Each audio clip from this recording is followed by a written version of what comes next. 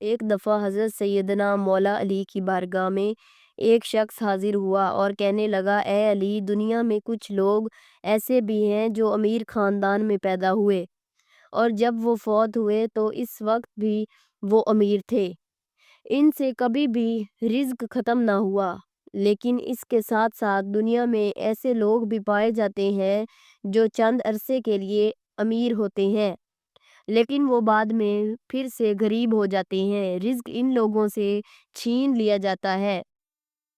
اس شخص نے پوچھا، یا علی، وہ کون سے ایسے گناہ ہیں جو رزق میں کمی لاتے ہیں اور رزق کو ختم کر دیتے ہیں؟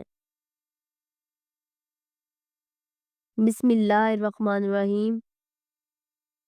السلام علیکم ناظرین۔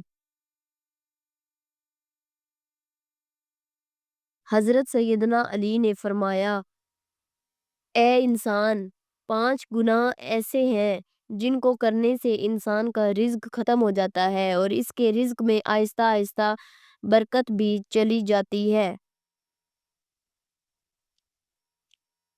اس شخص نے پوچھا، یا علی، وہ 5 گناہ کون کون سے ہیں؟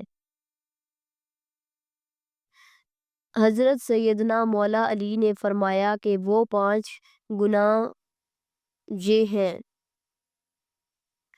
سود کھانا۔ رسول اللہ صلی اللہ علیہ وآلہ وسلم کے پاس حضرت جبرائیل علیہ السلام اللہ کا حکم لے کر پیش ہوئے اور حضرت جبرائیل نے فرمایا، اے اللہ کے نبی، جو لوگ سود کا کاروبار کرتے ہیں اور سود پر چیزیں لیتے یا دیتے ہیں، ان لوگوں کو روز محشر اس طرح اٹھایا جائے گا کہ ان کے چہرے مسخ کر دیے جائیں گے۔ ایک بار رسول کریم صلی اللہ علیہ وآلہ وسلم لوگوں میں خطاب فرما رہے تھے تو آپ صلی اللہ علیہ وآلہ وسلم نے فرمایا، لوگو، تم میں سے کون ہے جو اپنی ماں کے ساتھ زنا کرنا پسند کرتا ہے؟ لوگوں نے جواب دیا، یا رسول اللہ، نہیں، ہم کو ایسے گناہ سے سخت نفرت ہے۔ تو رسول کریم صلی اللہ علیہ وآلہ وسلم نے فرمایا، اتنا گناہ ماں کے ساتھ زنا کرنے کا نہیں جتنا گناہ سود کا کاروبار کرنے والے کو ملتا ہے، جس وقت کا مال لیتا ہے اور دوسرے کو منافع رکھ کر دیتا ہے۔ رزق کے کم ہونے اور رزق کو ختم کرنے کی اصل وجہ سود کھانا ہے۔ حضرت شیخ سعدی رحمت اللہ علیہ فرماتے ہیں، ایک بار میں نے ایک نیا مکان خریدنا چاہا۔ میں اس مکان کی تلاش میں تھا کہ ایک شرابی میرے پاس آیا اور کہنے لگا، حضرت، فلاں محلے میں ایک مکان ہے جو بہت ہی خوبصورت ہے، آپ نیا مکان ادھر ادھر تلاش کرنے کی بجائے وہ مکان خرید لیں، میں بھی اسی محلے کا ہوں، اس طرح میں آپ کا ہمسایہ بھی بن جاؤں گا اور اس مکان میں کوئی عیب بھی نہیں۔ حضرت شیخ سعدی رحمت اللہ علیہ فرمانے لگے، اے نادان بندے، اس سے بڑا عیب اور کیا ہو سکتا ہے کہ تو میرا ہمسایہ بن جائے، کیونکہ تو سود کا کاروبار کرتا ہے اور سود سے بڑا کوئی عیب نہیں، یہی تو سب سے بڑا عیب ہے۔ اگر وہ مکان مجھے مفت میں بھی ملے تو میں ایسا مکان کبھی بھی نہ خریدوں۔ حضرت شیخ سعدی رحمت اللہ علیہ نے فرمایا، تیرے مرنے کے بعد اس مکان کی قیمت 10 گنا سے بھی زیادہ بڑھ لوں گا۔ حضرت علی رضی اللہ تعالیٰ عنہ نے فرمایا،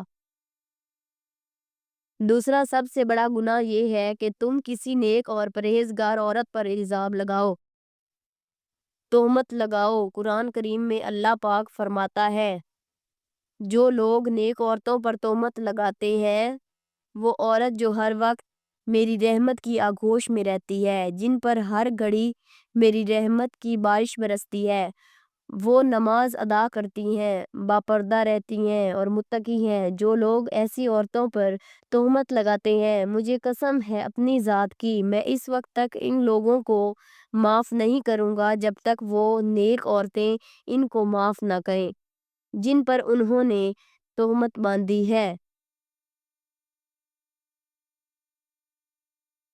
جس طرح ماں اپنی اولاد کے خلاف ایک لفظ بھی سننا پسند نہیں کرتی، اسی طرح اللہ پاک اپنے نیک بندوں کے خلاف کوئی لفظ سننا پسند نہیں کرتا۔ حضرت عیسیٰ علیہ السلام کے پاس ایک بوڑھی عورت آئی۔ اس نے کہا،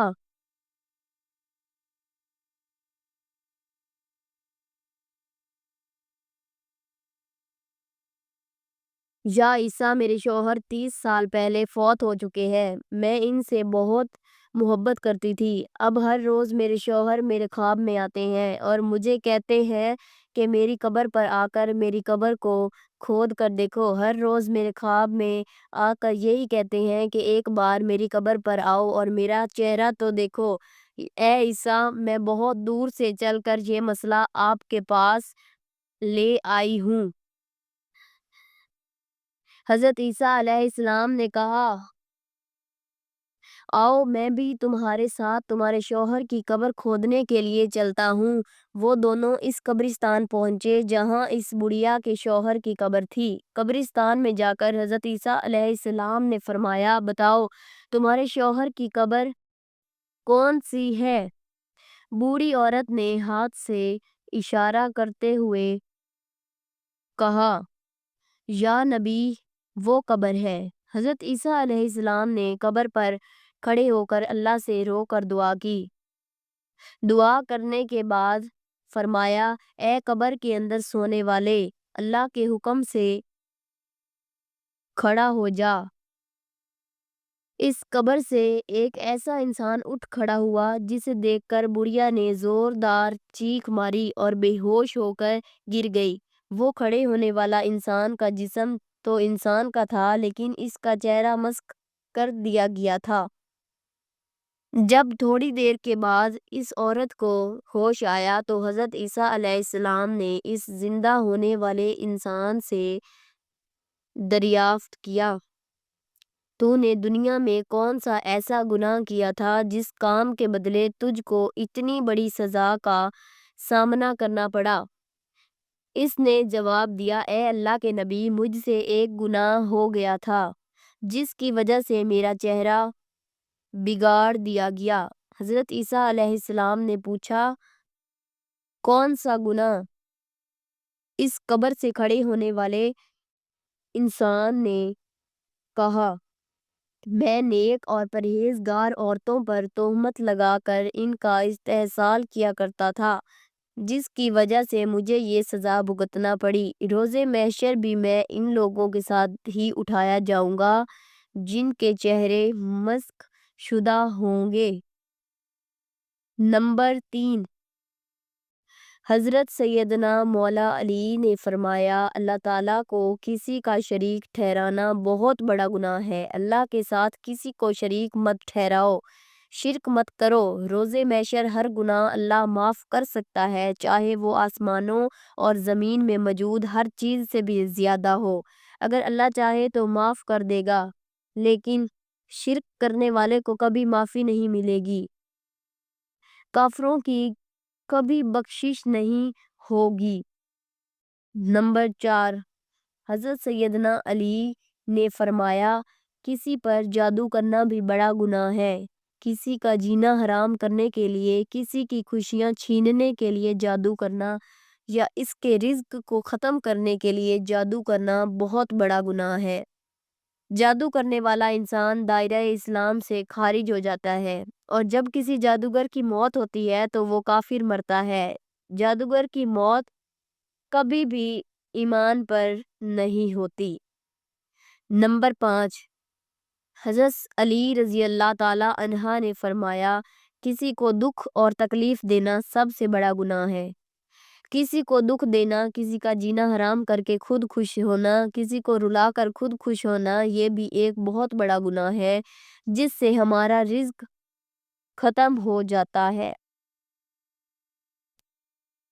حضرت سیدنا علی نے فرمایا، ان 5 بندوں سے اللہ پاک روز قیامت سخت حساب لے گا اور دنیا میں ان 5 بندوں سے اللہ پاک رزق چھین لیتا ہے۔